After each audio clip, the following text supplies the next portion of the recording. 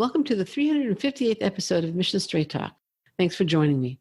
We're going to talk today to someone who knows a ton about helping applicants get accepted to top MBA programs. And before I get into the nitty-gritty with her on that very important topic, and as well as others related to MBA and Masters in Data Analytics admissions, I want to invite you to our upcoming webinar this week. This Thursday, April 2nd, I'm presenting Get Accepted to Top MBA Programs with Low Stats. If you're concerned about a low GPA, a dip in your GPA, a low test score, be it GMAT or GRE, please feel free to join me virtually for the webinar. No need to go to someplace you don't want to be. There is no charge, but you do need to reserve your seat, and you can do so at accepted.com/358download. Again, that's accepted.com/358download. Welcome to Admission Straight Talk, the podcast dedicated to graduate admissions and helping you approach the application process thoughtfully and successfully. Your host is Accepted's founder and world-renowned admissions guru, Linda Abraham. At Accepted, our mission is to get you to that unforgettable moment when you read your acceptance email and shout, "Yes, I'm in!" Confident you'll be attending the perfect program to help you launch the career of your dreams. Our guest today is no stranger to Admission Straight Talk. She was a guest shortly after joining Accepted and is returning to Admission Straight Talk just about 5 years later. Frankly, that's much too big a gap, a real omission on my part. Prior to joining Accepted, Esmeralda Cardenal was the former Associate Director of Admissions at Yale School of Management, the Director of MBA Admissions at the Eli Broad College of Business at Michigan State, and then across the pond, she served as a consultant to the Cardiff Business School in the UK. In the last 5 years, she's become a much-loved consultant at Accepted, helping Accepted's clients who are applying to MBA, data science, and data analytics programs get accepted. Today, she's going to share her expertise with you and me. Esmeralda, welcome to Admission Straight Talk. I started the podcast by mentioning that I will present a webinar on Thursday. That was before you came on. The webinar is Get Accepted to Top MBA Programs with Low Stats. What are your top tips for dealing with, let's start with a low GPA? Okay. So the GPA is very, very important, for in the application. And even though, once if you have a low GPA, there is not much you can do about it. You can just go back and erase in time. There are ways that you can mitigate the impact of a low GPA in your application. So I would say the very first thing you could do is compensate a low GPA with a strong score, whether strong GMAT or GRE. That would be the best thing. Also, another way could be, and you could do it in conjunction with a high score, it would be to create an alternative transcript. By that I mean, take classes that are relevant to business school, like accounting, economics, statistics, calculus, and try to get solid A's on those. Then that would help you provide evidence that you can succeed academically at business school. Then also use the optional essay or the additional information essay, or sometimes they even provide a box in the application where you can explain what happened. As a former director of admissions, I can tell you that there is nothing better than having an applicant who can actually admit the situation. Because it tells you that the person knew and did research and knew that they had a lower GPA than their, the rest of the class, for example, or than the average. And so I would say, admit that, explain what happened. The admissions committee doesn't know you, so unless you tell them, they won't know what happened. Was it because of a family illness? Was it because you had to attend a personal emergency that had you distracted for some time? Was it that you were maybe overcommitted in some other extracurricular activities or sports, for example? Or was it that you had to work to support your school? Whatever it was, explain it in the optional essay, but also provide evidence of improvement in terms of, okay, do mention the classes where you did well, or maybe you had an upward trend, maybe the first 2 years were low, but the other 2 years were higher. And maybe talk about those classes you have taken outside, the alternative transcript that I mentioned, etc. So they can see that you took the right course of action and that you are ready to succeed academically at business school. Is a low GRE or low GMAT. Any suggestions then? Or what's the best suggestion for handling that? For when you have that, then I would say, the obvious would be, and if you are listening to this podcast in March, we are at March right now, I would say retake it. This is the perfect time to practice more, to get the help of an online class, hire a tutor. You could do those things virtually now, and so definitely prepare to retake. If you felt that you have taken it as many times as possible, that you cannot, go any higher, then do similar with the GPA. Tell them, for example, if you did have classes where you performed well, mention those in the optional essay. Explain what happened. Maybe you're not a good standard as test taker. Maybe you can explain that in the optional essay. Provide evidence that you have done. Maybe you work in finance and you do a lot of quantitative analytical skills, and then you could provide that experience in your essay and explain what you do to kind of mitigate the low scores. I've had so many clients admitted with low stats, with low GMATs or GPAs. It is possible. So don't let the low GPA or GMAT detain you from applying. And I know you've also worked with a lot of international applicants, people for whom English is a second language. What if it's a low English proficiency score, like a low TOEFL, or is that again a case where it's best to just retake? If you have the time and you think you can improve, absolutely retake. A lot of the times you could take like business English. I remember when I was at Yale, we always recommended that to our applicants, that they felt that, they were struggling with the verbal component of the GMAT or the GRE. Take business English classes and then show evidence of your English proficiency. Again, tell the admissions office that in that essay, maybe how long you have been in an English environment. Maybe you went even to elementary school and all your life to a bilingual school. Mention that, mention how much you read, write, speak in English, so they can see that you are proficient. Maybe you just were not as good in tests, but absolutely there's a way to do that. And just curious, just on a personal note, how did you get into MBA admissions? Well, I started in student services when I was at the Yale School of Management, and I saw that there was a gap, with minority and women recruitment. The school was kind of trying to bump the recruitment. So I started working in admissions without helping them first, and then became the associate director of admissions, primarily in charge of underrepresented minorities and women recruitment. That led after that to a position of director of admissions at Michigan State MBA program. And then I started serving as a consultant first in British business schools, helping them to diversify their population. And then, 5 years ago, to accept them. Right. Now you've been with that extensive background in admissions. You've now been at Accepted for 5 years as an admissions consultant. How has your experience working with individual applicants changed your perspective of the process? Well, it has. It's interesting because it has been a very rewarding experience helping my clients get admitted to their dream schools. And my perspective changed, that I am able to help them fix things that otherwise, as a director before, I couldn't. So as a director, I would read thousands of applications, and sometimes I would see that were very close to admission, but maybe because the resume wasn't very well crafted, or the essays didn't really answer the questions, or maybe could have taken the test again, they were not admitted, or they were waitlisted and then denied. As a consultant, I'm able to fix those things. Yeah. And it's amazing because I feel that I can definitely create an impact, and I absolutely love it. Great.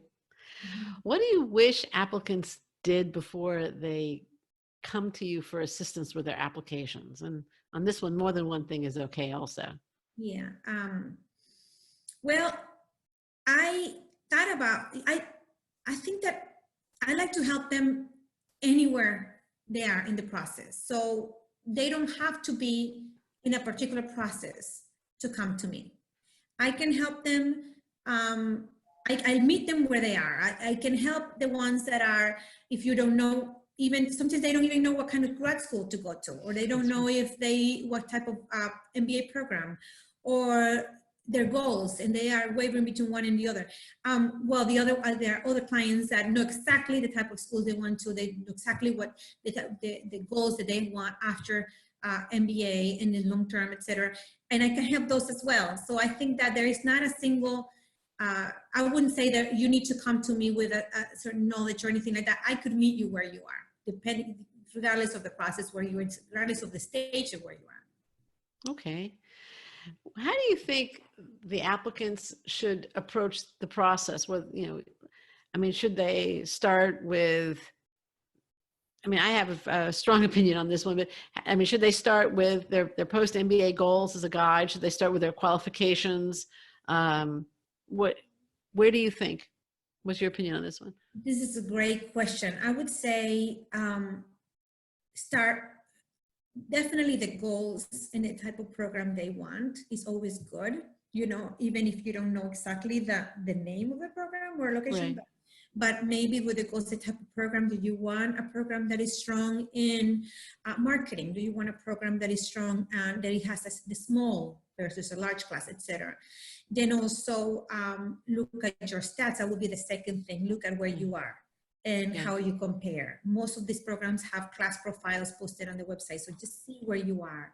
And then that's where you start from there. I would say don't wait too long before contacting a consultant, before contacting us, for example, because you don't want, the stats or whatever you want to deter you from, to taking the next step and applying. And, but that's how, that's where I would say. What would you say, Linda, about that? Well, I always say start with the goals, because I feel the goals will guide anybody in choosing the type of degree program, the school that they should focus on. They can change their goals. They're not signing a contract, but it does give one direction. And then obviously they have to look very closely at their qualifications, because if they just apply to programs that they're not qualified for, but would be great in terms of their goals, they'll just get rejected. So, that's what I recommend. Mm-hmm. I also think that in terms of, where can we kind of, I agree with you that we can help the applicant at whatever point they come, that we meet them where they're at. So if they come to us 2 weeks before the deadline with essay drafts, yes, we can help them. We can work on their essays and help them put the most important information in there and present themselves in a compelling and articulate way. But the ones who come to us early in the process, then we can also advise them on actually how to improve their profile, improve their qualifications, mm-hmm. and apply to the most appropriate schools for them. So I agree with you that we should meet them wherever they're at, but I do think that the applicants are best off coming to us early in the process. Absolutely. Absolutely. The earlier that you come, the more help you can get. And a lot of the times coming too late, that means there are things that, there's no time. Yeah. That means that meeting them where they're at means we can't give them some of the advice we would have given them earlier. Absolutely. Because they don't have the time. Right now, I'm working with clients that are thinking of applying in September, Yeah. And it's great because then we can work on timeline, we can work on strategy, we can work on the resume, we can work on lining recommendations, all those things. So by the time the essay questions come out, they would just start with the essays. Right, right. Now, you've also developed quite an expertise. I mean, Masters in Data Analytics and Data Science, those are programs that didn't really exist more than 5 years ago. They've really come about, and you've written a lot on this topic, and you've helped several clients get into those programs. What are some of the differences between applying to a typical, if you will, MBA program and applying to a Masters in Analytics program? Right, yeah. I would say there are a few differences, actually. For the MBA program, your leadership, your management experience of any kind, it's very important. Right. For data, leadership is not as important, but any experience you have with data analysis is, or with computer programming is important. So that's the difference. With MBA program, quantitative ability, knowing of calculus, accounting, et cetera, it's important, but it's not critical. You can get in, as a sociology major, maybe working in a nonprofit, you can get in a business school, if your scores and everything else, align well. With data, it's extremely important that you have some prerequisites even before you come in, like linear algebra, calculus, and some of the programming languages like R and C+, etc. So they're, definitely, and of course, your goals, what you want to do with one or the other, of course, change. That they have to be different, but those are the main difference, I would say. Okay, so it's a little bit more of a technical degree as opposed to a general management degree. Absolutely, yes, absolutely. All right. Now, you've also worked with several of Accepted's consortium clients over the years. What advice do you have for them? And of course, that's I think, how you started out, right? Working with underrepresented minorities. Okay. Yeah, yes. It is, and before, the consortium used to only take applications for underrepresented minorities. Now they have expanded that you don't need to be underrepresented minority to apply, but what you have done has to match what the mission of the consortium, which is leading underrepresented minorities into business education and just the business world in general. Right. So just look at your work experience and extracurricular activities and see if it matches the mission of the consortium. And that will tell you. So it doesn't matter where you come from. It doesn't matter if you are, from an overrepresented demographic, as long as, even international students, as long as your mission matches the one of the consortium. And the other advice that I would give is don't focus on applying to one consortium school. They have a list of 16. Oh, yeah. They have a lot of schools now. Apply to several, because I've had clients that apply to one or two, then maybe they get waitlisted or whatever, and they think that that's too late for them to apply within the consortium. So just plan on applying to several of those schools, because the benefits of being in the consortium are very great. Oh, yeah. Very big. Oh, for sure. Now, you yourself come from Central America. Yeah. And I know you worked, when you were working for Yale and for Broad, I think you kind of specialized on Latin and Central America. Yeah. What advice do you have for applicants coming from those countries and applying to US MBA programs? Yeah, I was born and raised in Nicaragua. So, but I came here for college. So I've been here now more, longer than when I was there. But anyway, I would say for Latin American clients, but this applies to anybody. But if you're Latino like me, make sure that your recommendation letter, for example, comes from your direct supervisor or your previous supervisor. What do I mean by that? Yeah.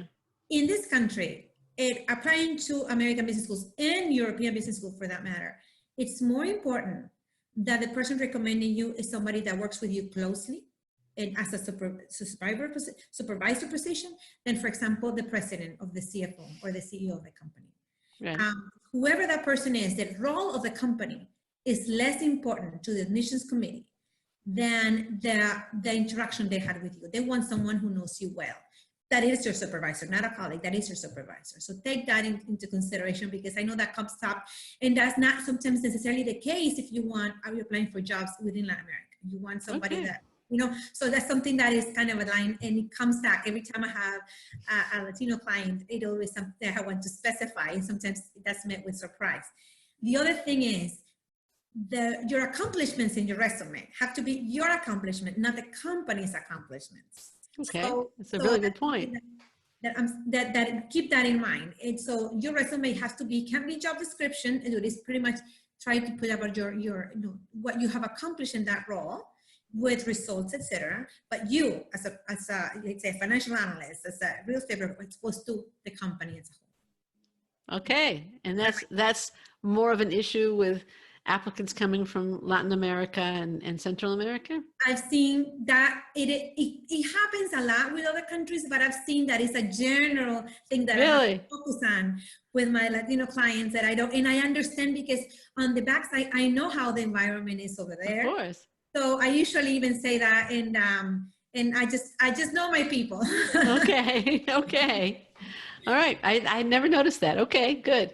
My pet peeve with resumes is when people put, and I've told you this, people put bullet points that basically says what their title says. So they're wasting space, and they're, just anyway, that's all right. That's my pet peeve. Let's go back to you on this. Mm-hmm. Now, it is now March 18th, 2020. The whole world has stopped. Yeah. due to the coronavirus. We're, for all intents and purposes, all quarantined. How do you think the coronavirus is going to affect MBA admissions and business school and business education in the upcoming cycle? I think we're all living in like this time of uncertainty that we don't know what's going to happen. I think that if you are not, I think definitely it's going to hurt the economy. You know, we all know that, not only in the States, but around the world. I would say we might see a decline in applications, but other people might argue that it might be the other way around.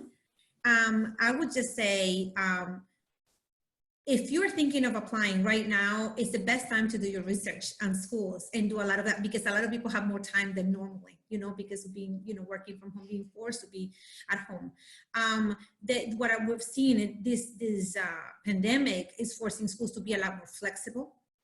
So just be ready and not, you know, kind of checking the school's deadlines and things like that right now, because things are changing. I think we're going to have a very different, you know, application environment in the fall, probably because of this.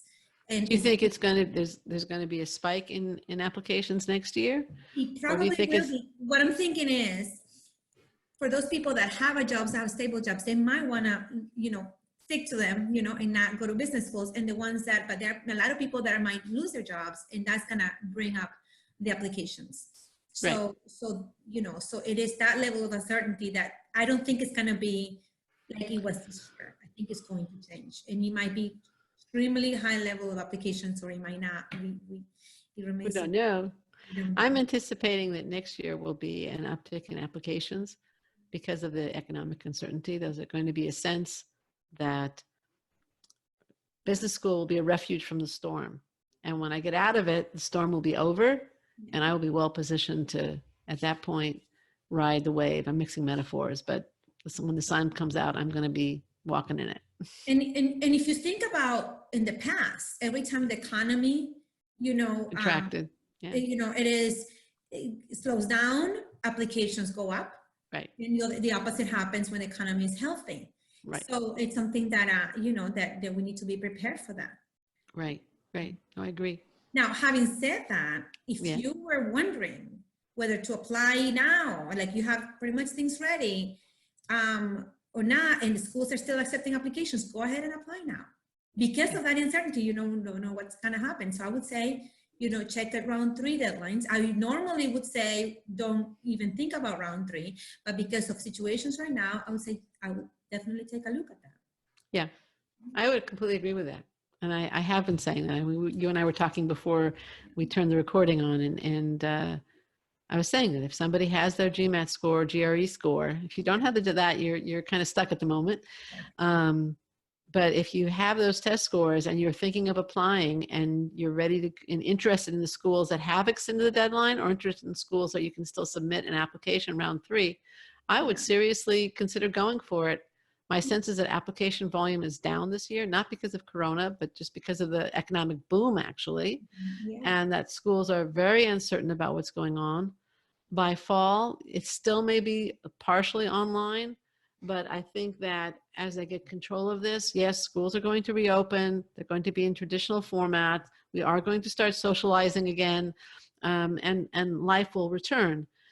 I don't know when it's going to happen. I don't know if it'll take 6 months or a year, but it will return. In the meantime, when that return takes place, I think the economy will pick up. Tourism will resume, manufacturing will resume, and you will, and the graduate of 2022 and 2023 will probably be well positioned. Yeah, absolutely. I absolutely agree with you.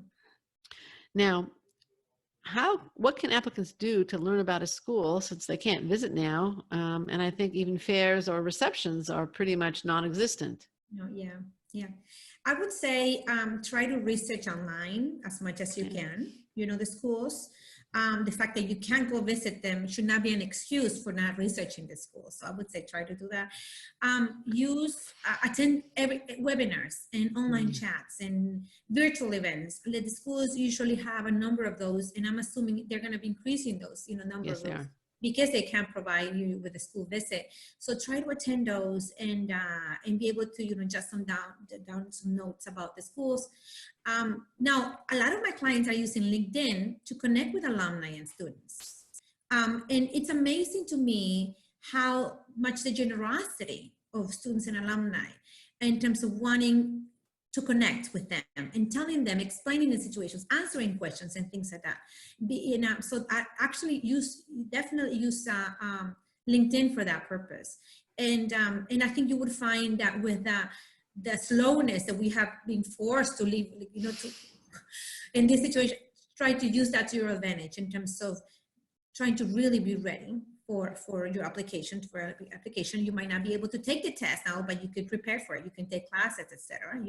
You can take all the classes that you might need to bump up your GPA, for example, online. So absolutely try to do that during this time. I think that there is absolutely great time to do that, because I don't think you're going to have this much time available in your hands in a long time after this. Right. I think in general, I think there's going to be an attempt by everybody, and there should be an attempt by everybody, to maintain as much of their normal life as they can. Mm-hmm. And if you were planning to go to business school or thinking about business school and you decide that it's right for you, I don't think coronavirus should change that. It might change a little bit the education you receive, and you have to decide if that's going to be worth it for you. It might change how and when you take that exam, whether it's the GMAT or the GRE or the executive assessment. But GMAC and ETS are going to be very motivated to develop a means of virtual testing. Yeah. They're not making any money as long as their testing centers are closed. So they're going to be really, really working on that. Yeah. And I suspect that's going to happen soon. Yeah. And again, the testing centers will ultimately be opened. Absolutely. Now, getting back to kind of moving away from Corona, it's nice not to think about it sometimes. What advice do you have for MBA reapplicants? Okay, the very first... Both as an admissions consultant and former admissions officer. Yeah, the very first thing I would say, don't start your application without knowing exactly what went wrong.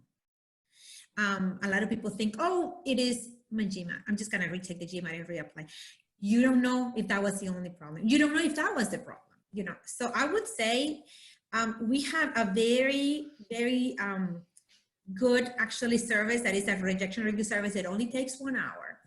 And I'll say, send me your application and I'll review that for you. And I will tell you what went wrong, what steps you should take to improve that went wrong and fix those things, and then reapply. Then you could use that however you want, but then you will have that information to help you with your next application. So, fix those things and then show, once you reapply, show introspection, that you thought about it, that you decide, that you realize what went wrong and you fix those things. Show growth in your work experience and extracurricular, your whole as person, and change all the things that you have changed. And I think when you have done that, business schools would appreciate that. And I've had so many clients. Every year I have a few that are reapplicants, and we start with that. And it doesn't mean that if you apply this year that's it. It very well mean if you show that, a lot of the times you will be happily surprised with an admission offer. Use this time to your advantage in terms of trying to prepare for business schools, just because you won't be as free, in the coming months as you are now. Yeah. True. Okay. So Esmeralda, this has been great. Thanks so much for joining me today. As always, I've enjoyed talking to you offline and on. So we'll link to Esmeralda's bio page and her contact me page, so that if you'd like to work with her, you're more than welcome to reach out to her. Listener, thank you too for tuning in. You can learn more about Esmeralda on her bio page at accept.com. As I said, I'll link to it. And as well as, I'm also going to link to the article she has written from the show notes at accept.com/358. Listener, thank you too for tuning into this, our episode 358. If you found this show helpful, I have a favor to ask. Please share your thoughts on iTunes. There's a link in the show notes to our Apple Podcast page where you can leave a review, also known as our iTunes page. There are also links to Spotify and other large podcast sites where you can drop that review. Doing so helps potential listeners find us and is very much appreciated. This is Admissions Straight Talk, produced by Accepted, and I am your host, Linda Abraham. I'll talk to you again next week. Listener, thank you too for tuning in. You can learn more about Esmeralda on her bio page at Accepted. I'll also link to it as well as to her contact page so that if you'd like to work with her, you can feel free to reach out and be sure that she is the one you would work with. I'm also going to link to the articles she has written from the show notes at accept.com/358. If you found this show helpful, I have a favor to ask. Please share your thoughts on iTunes. There's a link in the show notes to our Apple Podcast page where you can leave that review. There are also links to Spotify and other large podcast sites where you can, again, drop that review. Doing so helps potential listeners find us and is very much appreciated on our end. This is Admissions Straight Talk, produced by Accepted, and I'm your host, Linda Abraham. I'll talk to you again next week.